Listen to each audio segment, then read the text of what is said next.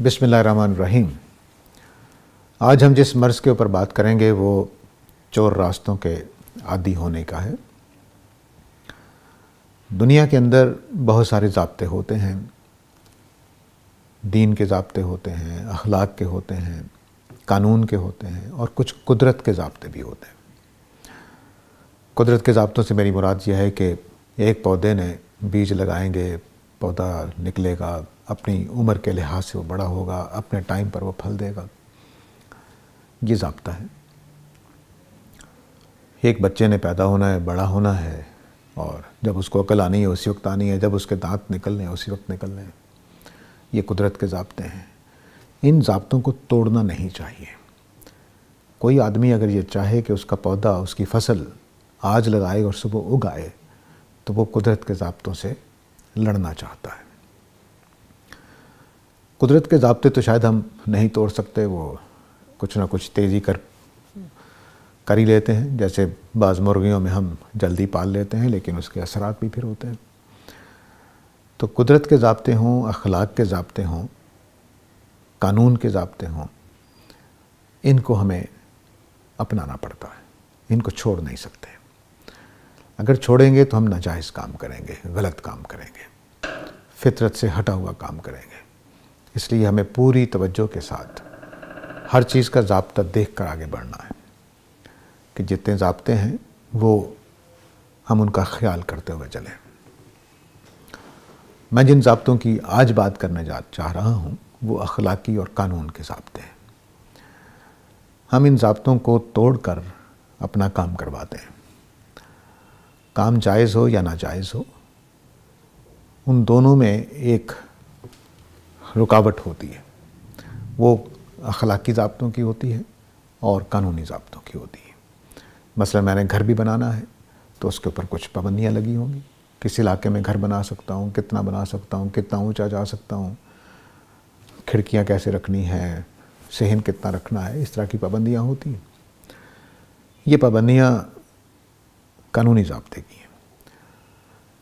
اخلاقی ضابطے کی یہ پابندیاں ہوں گی کہ میں نے زمین واقعی خریدی ہو، قبضے کی نہ ہو، کسی کا حق نہ مارا ہو، اور گھر ایسا بناؤں کہ جس سے دوسروں کو نقصان نہ ہو، اس طریقے سے بناؤں کہ دوسروں کو نقصان نہ ہو، یہ نہ ہو کہ میری ریت اور سیمنٹ وغیرہ لوگوں کے لیے پریشانی کا باعث بنا ہو۔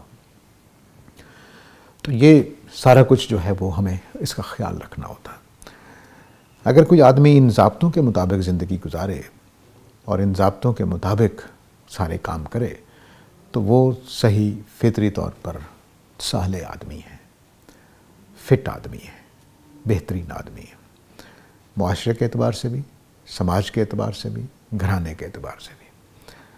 لیکن جو آدمی ان جائز راستوں کو، ان قانونی ضابطوں کو توڑ کر راستہ نکالے تو وہ آدمی غلط آدمی ہے۔ چنانچہ ہماری پوری کی پوری قوم، راستے بنانے والے بھی اور راستے چاہنے والے بھی، دونوں کے دونوں اس بات کے رسیاں ہیں کہ ہم کوئی طریقہ ناجائز نکال لیں۔ چنانچہ آپ نے کوئی جائز کام بھی کروانا ہے تو آپ کو رشوت دینی پڑے گی، پیسے دینے پڑیں گے، پھر جا کر وہ کام ہوگا۔ یہ جو سارا معاملہ ہے اس کو پوری طرح سمجھنا چاہیے کہ یہ ہمارے لیے گناہ کا باعث تو ہے ہی، لیکن کل قیامت والے دن جو ہونا ہے وہ بھی ہونا ہے، لیکن معاشرے کے لیے بھی مہلک ہے۔ معاشرے کے لیے مہلک اس لیے ہوتا ہے کہ کام جائز طریقے سے اگر نہ ہو تو پھر جائز کام بھی لوگوں کے نہیں ہوتے۔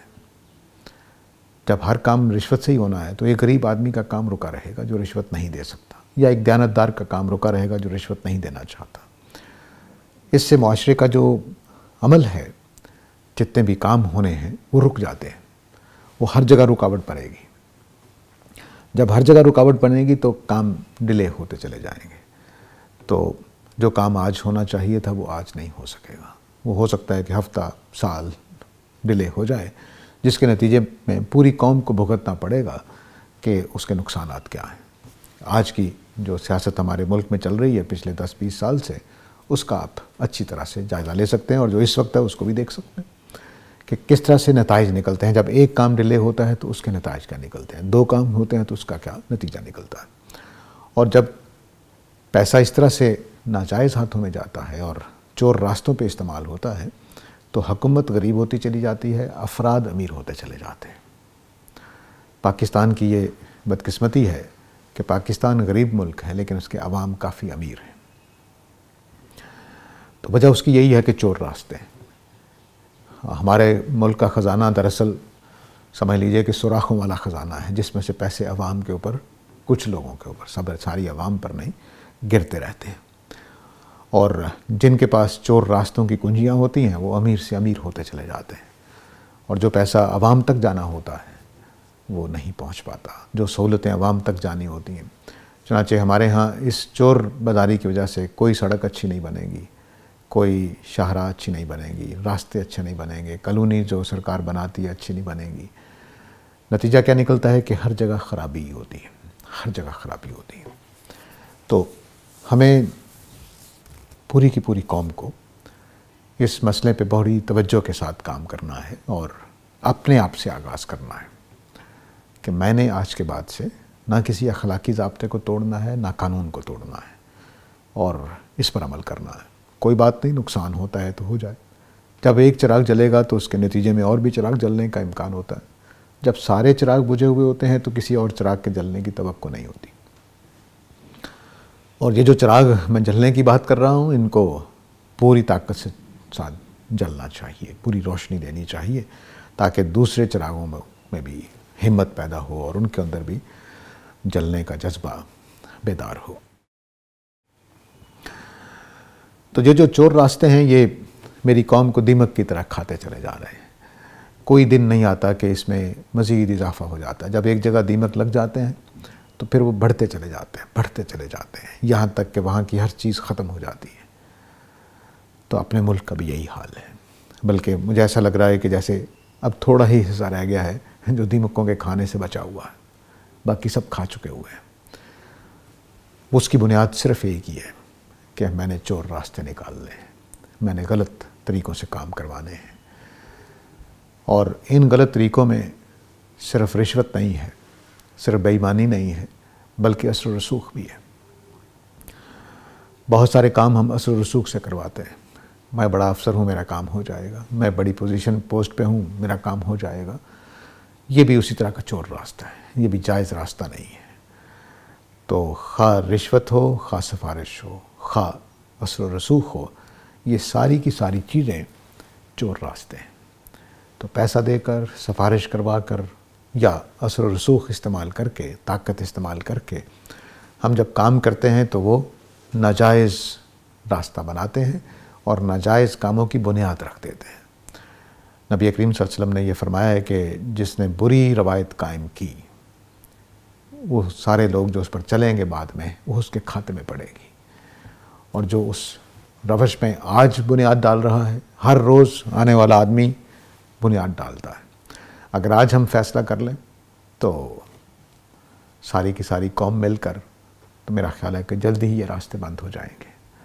میرے بچپن میں مجھے یاد ہے کہ دیواروں پر لکھا ہوتا تھا راشی والمرتشی، کہ رشوت لینے والا اور رشوت دینے والا دونوں دوزخی ہیں۔ اب کہیں نظر نہیں آتا۔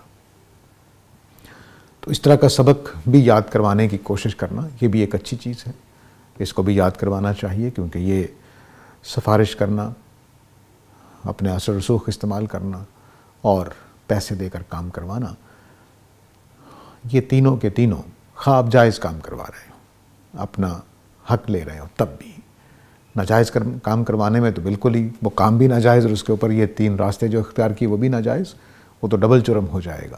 لیکن جو اپنے صحیح کام کروانے کے لیے بھی یہ طریقہ اختیار کرے گا تو سمجھ لیجئے کہ وہ اس روش کا شکار ہے، اس روایت کو قائم کرنے والا ہے جو روایت خرابی کا باعث ہے۔ تو اس لیے کوشش کرنی چاہیے کہ ہم اپنے اس مرض کو اپنے اندر سے نکالیں، اپنے گھروں کے اندر، اپنے معاشرے میں، دفتر میں، عدالت میں، سرکاری اداروں میں، جہاں بھی ہم بیٹھے ہوئے ہیں، جائز راستوں سے کام کریں، چور راستوں سے نہیں جائیں۔ گھروں کے اندر چونکہ ہماری ٹریننگ بہت خراب ہوتی ہے، وہ یہ ہوتی ہے کہ میں نے والدہ کی ڈانٹ سے بچنا ہے تو جھوٹ بول کر، تو یہ جھوٹ بول کر والدہ کی ڈانٹ سے بچنا چور راستہ ہے۔ میں نے جب والد کے غصے سے بچنا ہے تو اس وقت بھی میں جھوٹ بولتا ہوں یا کوئی اور راستہ نکالتا ہوں. تو یہ سارے چور راستے جو ہیں یہ گھر سے ہی ہم سیکھتے ہیں. تو ماؤں کی بڑی ذمہ داری ہے, والدوں کی بڑی ذمہ داری ہے کہ وہ اپنے بچوں کے اندر یہ چیز پیدا نہ ہونے دیں. انہیں پتہ ہو کہ ہمیں ڈانٹ پڑنی ہے تو اس سے بچنے کا کوئی راستہ نہیں ہے, اور ڈانٹ بالکل صحیح چیز پر پڑنی چاہیے, ہر چیز پر ڈانٹنا نہیں چاہیے تاکہ بچے چور راستے نہ نکالا شروع کر دیں. اور ویسے ڈانٹنے ایک ضرورت ہوتی ہے بعض اوقات, لیکن یہ آخری ضرورت ہوتی ہے. ہر کام پہ ڈانٹنا غلط ہوتا ہے. یہ اس وقت ہوتا ہے کہ جب آدمی بالکل ٹھیک نہیں ہو رہا, بچہ سنبھل ہی نہیں پا رہا, پھر آپ بچے کو ڈانٹ سکتے ہیں.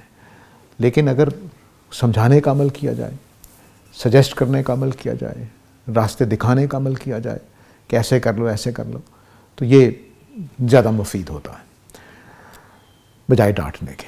لیکن ڈانٹنا ہمارا چونکہ شارٹ کٹ ہے, جلدی سے ہم بات کر لیتے ہیں, آسانی سے بات ہو جاتی ہے.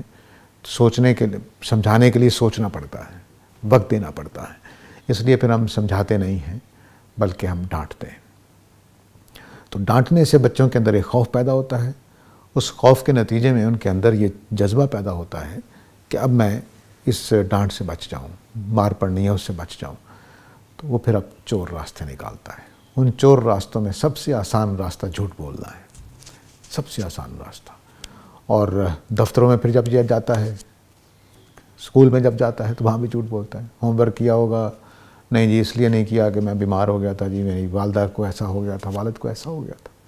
تو پوری زندگی وہ نکمہ ہوتا چلا جاتا ہے چور راستے. اس کو ایسا گر مل جاتا ہے کہ وہ ہر غلطی کو چھپا لیتا ہے, ہر غلطی پر جھوٹ بول لیتا ہے.